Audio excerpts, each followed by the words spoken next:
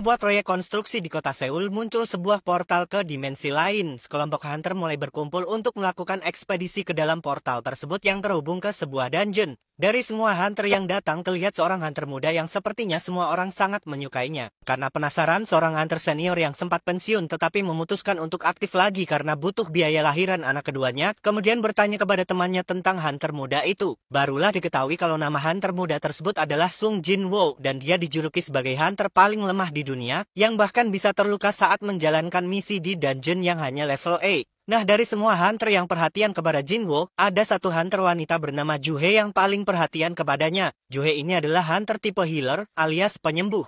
Oleh karena semua hunter yang diundang sudah datang, ekspedisi penjelajahan dungeon pun siap untuk dijalankan. Seorang hunter yang bernama Song Chi-yul diputuskan menjadi pemimpin kelompok karena dialah hunter dengan level paling tinggi di antara mereka. Dungeon yang Jin Woo masuki ternyata adalah dungeon level D. Para petugas asosiasi jelas khawatir dengan nasib Jin Woo yang merupakan hunter paling lemah di level A. Dan benar saja, belum apa-apa Jin Woo sudah terluka dan butuh disembuhkan oleh Juhe. Sementara hunter yang lain terlihat bisa bertarung dengan biasa saja, membabat habis setiap monster yang datang menyerang mereka dengan menggunakan senjata dan teknik sihir yang mereka kuasai. Pertarungan di dalam dungeon pun akhirnya dapat diselesaikan dengan mudah. Para hunter bisa mendapatkan inti sihir dari setiap monster yang berhasil mereka kalahkan, yang kalau dijual harganya bervariasi tergantung dari level monsternya. Bahkan inti sihir dari monster level C saja harganya bisa mencapai ribuan won. Namun karena Jin Woo hanya hunter level E, mustahil baginya bisa mendapatkan inti sihir level C. Padahal dia sedang butuh banyak uang untuk biaya adiknya masuk universitas dan biaya pengobatan ibunya. Makanya ketika seorang hunter menemukan kalau dungeon yang mereka masuki adalah dungeon ganda, Jin Woo tanpa pikir panjang memutuskan setuju untuk ikut melakukan penyerbuan lagi ke lorong yang satunya. Menurut info dari salah satu hunter, portal akan tertutup secara otomatis 1 jam setelah bos dungeon dikalahkan. Sementara setelah berjalan lebih dari 40 menit, rombongan Jin Woo baru sampai ke sebuah ruangan yang terlihat kosong. Hanya berisi patung-patung berukuran raksasa yang memegang benda-benda yang berbeda. Di salah satu patung terdapat semacam batu prasasti yang berbunyi, pertama, sembahlah yang mulia. Kedua, pujilah yang mulia. Ketiga, buktikan kesetiaanmu. Mereka yang tidak mematuhi perintah tidak akan bisa keluar hidup-hidup. Setelahnya, Juhe merasa bola mata dari patung yang ukurannya paling besar melirik ke arah mereka. Pintu masuk ke dalam ruangan pun tiba-tiba tertutup sendiri. Salah satu hunter yang awalnya tidak setuju untuk ekspedisi tambahan itu pun kemudian berjalan menuju ke arah pintu dan masuk keluar meninggalkan rombongan. Namun begitu tangannya menyentuh pintu, patung penjaga yang memegang sebuah kapak tiba-tiba langsung mengayunkan kapaknya dan menghabisi si hunter dengan satu ayunan. Sementara Jin Woo sepertinya menyadari ada sesuatu yang aneh dengan bola mata patung raksasa yang berukuran paling besar. Hunter yang ditebas oleh patung raksasa penjaga pintu ternyata adalah hunter level D. Jin Woo jelas langsung panik. Jika hunter level D saja tidak bisa berbuat apa-apa, apalagi dirinya yang hanya level A. Anehnya lagi, dungeon yang mereka masuki itu kan dungeon level D. Tapi bagaimana bisa ada monster sekuat itu di dungeon level D? Karena sudah terlalu sering berada di posisi yang nyaris mati, Jin Woo bisa langsung merasakan kalau ada ancaman yang sangat mematikan dari patung yang paling besar. Tembakan laser yang sangat kuat tiba-tiba meluncur dari kedua bola mata si patung raksasa. Namun berkat Jin Woo, sebagian besar hunter bisa menghindari serangan kejutan tersebut. Kemudian dari kejadian itu, akhirnya diketahui kalau Juhe sebenarnya adalah healer level B. Tetapi karena rasa takutnya yang sangat tinggi, dia hanya berani ikut misi di level D. Di sisi lain, tangan kiri Pak Song ternyata putus terkena laser yang tadi. Pak Song yakin dungeon yang mereka masuki pasti bukan level D. Karena dalam misi level B yang pernah dia ikuti saja tidak ada monster sekuat itu.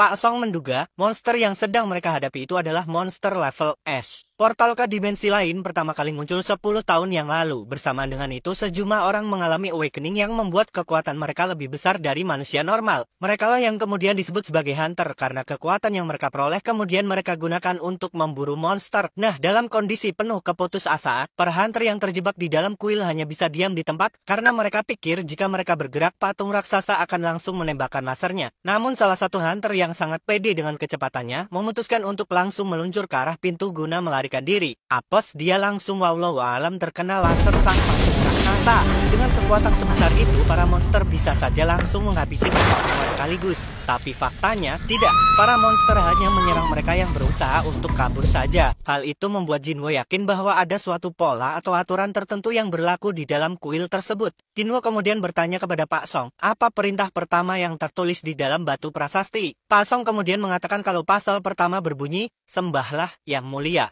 Jinwoo akhirnya berhasil memahami maksud dari pasal pertama yang tertulis di dalam batu prasasti. Menurutnya si patung raksasa hanya akan menyerang jika ada orang yang berdiri sampai batas tinggi tertentu. Sehingga Jinwoo mengajak mereka semua untuk bersujud di depan patung yang paling besar. Dan benar, kedua bola mata si patung raksasa tidak lagi menyala setelah mereka semua bersujud kepadanya. Tapi anehnya, begitu semuanya sudah menunduk, ekspresi wajah si patung raksasa langsung menyeringai sangat menyeramkan. Tembakan laser dari matanya memang sudah berhenti. Tapi si patung yang mulia tiba-tiba juga ikut berdiri dan mulai meninggalkan singgasananya. Semua orang jelas langsung shock dan bingung, apalagi yang harus mereka lakukan karena rasanya mustahil jika mereka harus mengalahkan monster tersebut dengan cara bertarung. Jinwoo kemudian bertanya lagi kepada Pak Song, apa bunyi pasal yang kedua? Pak Song bilang pasal yang kedua bunyinya, pujilah yang mulia. Lalu salah seorang hunter yang biasa bernyanyi di gereja mencoba menyanyikan lagu-lagu pujian untuk yang mulia. Siapa sangka yang mulia justru langsung menginjak hunter tersebut hingga tewas seketika. Melihat rekannya diinjak mati, seketika para hunter langsung lari berhamburan. Namun siapa sangka yang mengancam nyawa mereka tidak hanya patung yang mulia saja. Patung satria yang parkir di pinggiran ruangan pun siap ikut mendeportasi para hunter ke akhirat juga. Jika patung para kesatria yang memegang senjata akan bergerak menyerang siapapun yang mendekat, bagaimana dengan patung para pemusik? Dari situlah Jinwoo akhirnya mengambil kesimpulan kalau tempat yang aman untuk berlindung adalah dengan berada di bawah patung para pemusik. Semua hunter yang masih hidup kemudian berlari menuju patung para pemusik untuk berlindung. Namun anehnya saat Jinwoo dan Juhe berada di bawah patung drummer, patung tersebut tidak mau memukul drumnya. Jinwoo kemudian berpikir, patung tersebut pasti hanya mau memukul drumnya jika hanya ada satu orang saja yang berteduh di bawahnya. Jinwoo lalu menyuruh Juhe untuk diam di tempat, sementara dirinya pergi mencari patung pemusik yang lain. Celakanya patung yang dia tuju ternyata bukan memegang alat musik, melainkan memegang perisai. Gara-gara serangan dari patung inilah, Jinwoo harus kehilangan satu kakinya sebelum berhasil berlindung di bawah patung seorang diva.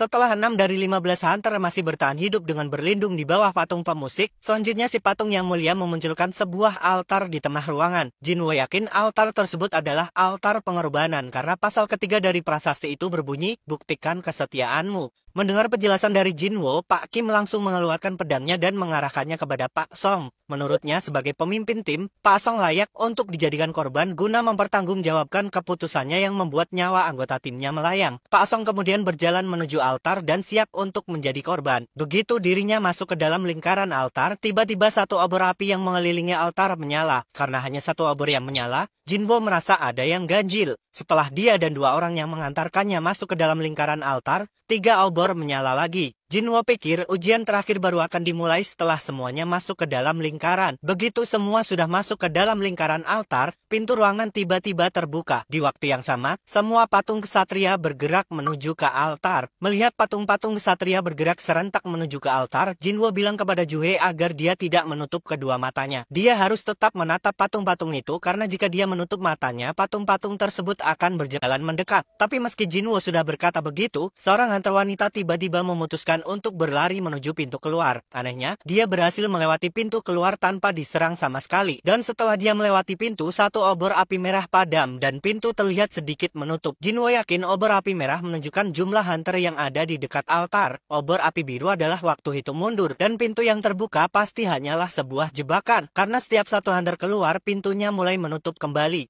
Jinwoo percaya mereka harus tetap berada di dalam lingkaran sampai semua obor api biru mati. Barulah mereka semua bisa keluar dengan selamat. Meski begitu, satu hunter lagi memutuskan untuk keluar ruangan, membuat satu obor merah mati dan daun pintu semakin menutup. Tak lama setelah itu, Pak Kim juga memutuskan untuk keluar ruangan, meninggalkan Mas Jinwoo, Mbak Juhe, dan Pak Song. Pak Song percaya selama masih ada yang tinggal di dekat altar, pintunya tidak akan menutup sepenuhnya. Sehingga Pak Song menyuruh Juhe membawa Jinwoo keluar, meninggalkan dirinya sendirian di tengah altar. Namun Juhe yang sudah kehabisan mana alias energi sihir, tidak bisa menggerakkan kedua kakinya. Hingga pada akhirnya, Jinwoo memutuskan untuk menjadi orang terakhir yang tinggal di dekat altar. Sementara Pak Song dia minta untuk membawa Juhe keluar. Pak Song kemudian memukul tengkuknya hingga pingsan, kemudian menggendongnya keluar ruangan. Jinwoo yang sudah ditinggal sendirian di tengah altar, kemudian mengambil pedangnya Pak Kim dan berniat untuk mati dengan perlawanan. Dan eksekusi pun dimulai.